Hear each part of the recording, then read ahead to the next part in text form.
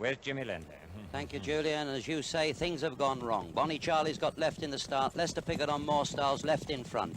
What's he got to do now? Well, he's tried to conserve Moorstyle's energy, and as you can see there, he's trying to take him back off the pace. But Moorstyle, don't forget, the last time that Moorstyle ran, it was over 5 furlongs, and he's been trained to run a 5 furlongs as fast as he can ever do. Well, Lester now has got his work cut out to get Moorstyle to drop his bit. There we have Last Fandango just on Lester's shoulder on the outside, being tracked there by Tuagori Moo.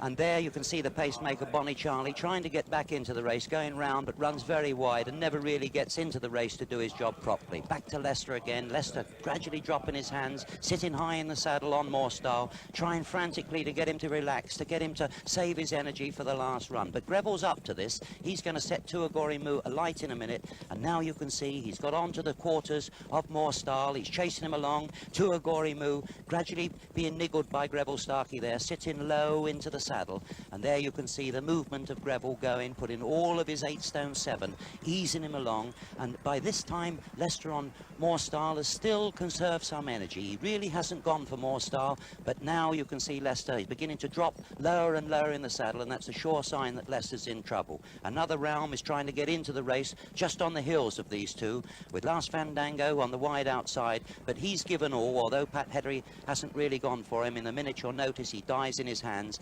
Tuagori Moo now is getting the superiority, and Greville's really gone to town on him. He's changed his hands, puts his stick from his right in a minute into his left, tightens him up, and there all Greville's weight, body and strength is behind him. This horse that's had one of the hardest campaigns of the season answers all Greville's calls. Just look at the courage. He's lengthened, he's opened up a 2 or 3 length gap, but now just watch Lester, stick back in his left hand, gives Moorstyle a couple of cracks, conjures up another run out of him. He's racing towards the line, but by this time I think Tuagori Moo is rather losing interest. As I'm saying, a really hard season. He's had to fight for all of his races, and Moorstyle gradually pulling back with every stride, but the post comes too soon.